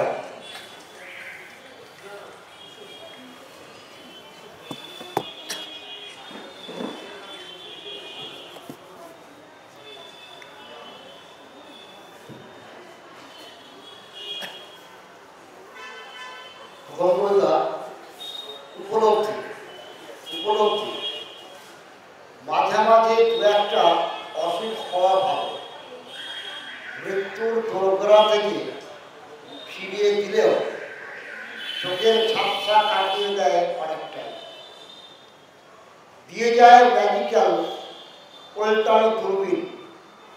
কাছের অসংখ্য মানুষ ছোট হতে হতে বিন্দু হয়ে যায়, অথচ দূরের কেউ কেউ মাটিতে পা রেখে অনায়াসে আকাশ ছোঁয়।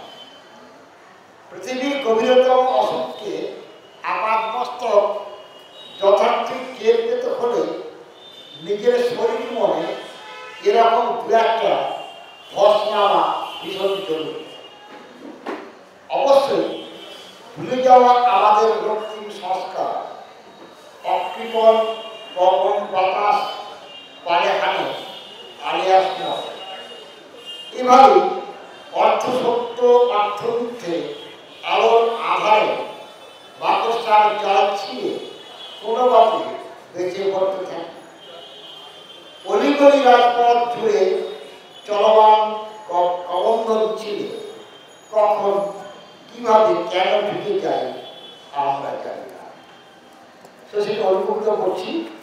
খরচ বাবলা কাঁটায় বুক চিরে যায়, শেয়ালে সে গন্ধ শোকে, আমি যে তার চোখ ফিরিয়ে দিই নদীর আগুন বুকের ভিতরে।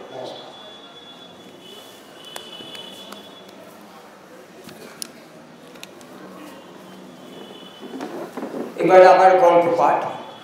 আমি ডেকে নিচ্ছি মহুয়া মিল, সুনেত্রা সাধু এবং মানসী গাঙ্গুলি। লিখেছি তো কাটবো কেন? আচ্ছা শোনো, তোমরা গল্প পড়ো, পরপর আমি ওখানে আছি। এইখানেই বসে থাকুন। আরে আমার কাজ আছে ওখানে, ওখানে কাজ আছে আমার। তুমি তোমার নামটা বলো, বলো আমার নাম, নাম বলো। আমার গল্পের নাম আড়াল। জিনা শব্দটা বেশ জোর দিয়ে চিৎকার করে উচ্চারণ করেছিল আব্বু। মাথার উপর তখন দুটো গোমালো বিমান। আপনি পড়বেন নামটা বলে, আপনার নাম বলে আপনি পড়বেন গল্পটা, আমি আসছি ওখান থেকে। আমি তাদের রং চেনার চেষ্টায় বইটা আলতো তুলে আকাশের দিকে তাকিয়েছিলাম। আমার চোখ আর আকাশের মাঝে কোনো দেয়াল ছিল না। সাজানো বাড়িটা এখন ধ্বংসস্তূপ। উঠোন জুড়ে ছড়িয়ে আছে প্রিয়জনের চাপ চাপ কালচে রক্তের নিশান। আমি লাশটা ইট কাঠ পাথরের স্তূপে গোল দেওয়া, তার ব্যবহৃত বোরখা এখন আবার গায়ে। মোবাইল উন্নয়নের শব্দকে ছাপিয়ে গিয়েছিল আব্বুর গলা। আমি চোখ নামিয়েছিলাম আর চার জোড়া বুক ক্ষণিকের জন্য থমকে দাঁড়িয়েছিল। যদিও কাউকে রেয়াত করা তাদের ধাপে নেই।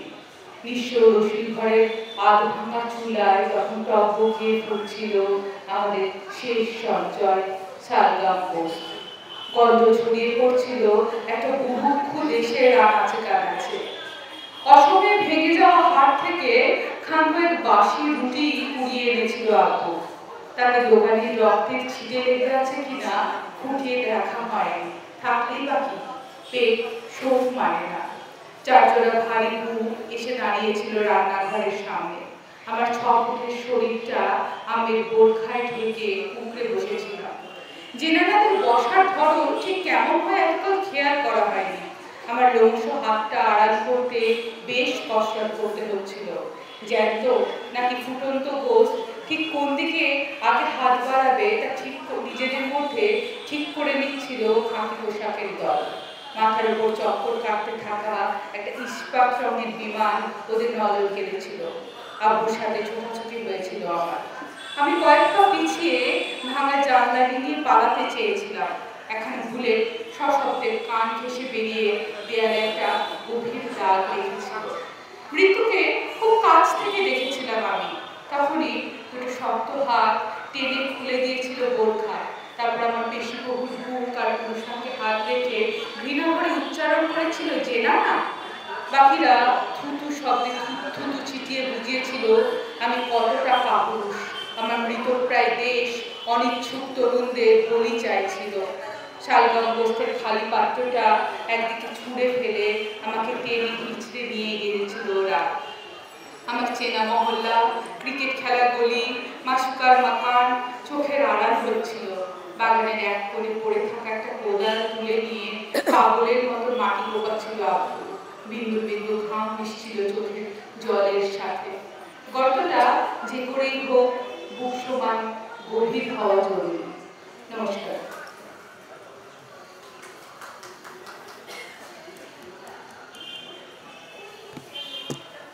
নমস্কার, আমি মানসী গাঙ্গুলি। আমার গল্পের নাম এক ঝলক ঠান্ডা বাতাস। মা এলে কাকুলির খুব আনন্দ হয়, যেন এক ঝলক ঠান্ডা বাতাস। রোদের জীবন তার ছকে বাঁধা, সকাল থেকে রাত্রি যেন গরুর বড়, চোখ বেঁধে গাড়ি মিশে চলেছে। মা এলে বেশ একটা খুশির আমেজ। মা অবশ্য আসেন মাঝে মাঝে। বাবা ব্যবসার কাছে বাইরে গেলে মা চলে আসেন একমাত্র সন্তান কাকলির কাছে। মা থাকাকালীন কাকলি মায়ের হাতে সংসার ছেড়ে বন্ধুদের সঙ্গে আড্ডায় মেতে ওঠে। বোম্বাকে স্কুলে ছেড়ে ওরা মায়েরা কখনো স্কুলের কাছে কালী মন্দির, কালীবাড়ির নাট মন্দিরে আড্ডা জমায়, মুখর করে তোলে মন্দির চত্বর। কখনো বা সিনেমা দেখতে যায়। স্কুল শেষে বোম্বাকে নিয়ে একবারে বাড়ি ফেরে। অন্য সময় বোম্বাকে স্কুলে ছেড়েই ছুটতে ছুটতে ফিরতে হয় বাড়ি, রান্না করতে হয়। তবে দুপুরে বাড়িতে খেতে আসে। ওকে খেতে দিয়ে নিজে খেয়ে আবার যায় বোম্বাকে আনতে। বোম্বাকে এনে খাইয়ে শুয়ে নিজেও একটু শুতে পায় পাশে। একটু সময়, তারপরে তো উঠে কাজকর্ম সেরে রাখতে হয়। বোম্বা উঠলেই তো আবার তাকে নিয়ে পড়তে বসাতে হয়।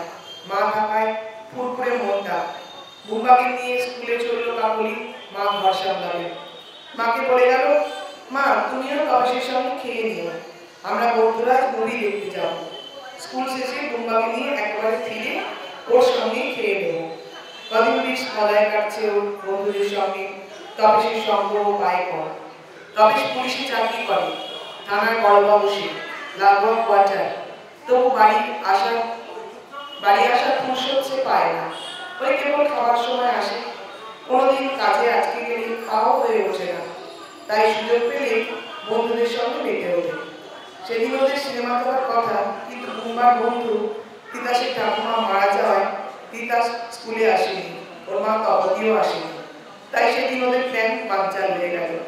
ছেলেদের স্কুলে রেখে যে যার মতো বাড়ি চলে গেল। কাকলিও বাড়ি ফিরল। দরজা খোলাই ছিল। চটি খুলে ভেজানো প্যান্টুনের দরজা খুলতে চক্ষু চরক গাছ। এ কাকলির স্বপ্নের অতীত। মা আর তবেশ বিছানায় আদিম খেলায় মত্ত। কাকলির দরজা খোলাও টের পায় না দুজনে।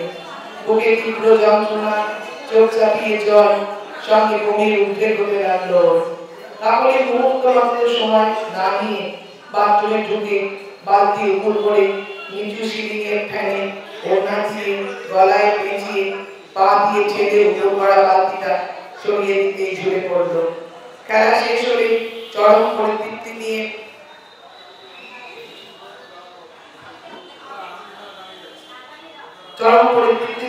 ঘর থেকে বেরিয়ে ডাইনিং টেবিলে কাকলির ব্যাগ দেখে চমকে ওঠে তপেশ। ওকে ডাকতেও সাহস হয় না।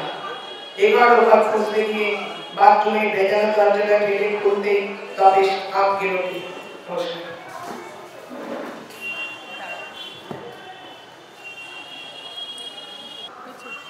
কিন্নরদলকে অনেক ধন্যবাদ এখানে আমন্ত্রণ জানানোর জন্য গল্প পাঠে। আমি মহুয়ামিল। আমার গল্পের নাম তরা। শীতকালে রোদ পড়ে এলেই দিনটা কেমন যেন তড়িঘড়ি করে চলে যাওয়ার জন্য। সামনের মাঠের শেষ সীমায় ওই যে সুপুরি গাছের ফাঁকে কিছুক্ষণ জিরিয়ে নেওয়ার তরস হয় না। লাল বেগুনি আভায় আকাশকে ভুলিয়ে টুক করে সরে পড়ে, আর তার সাথে সাথে অনামিকার পশ্চিমের বারান্দায় বর্ষার মেয়াদও শেষ হয়।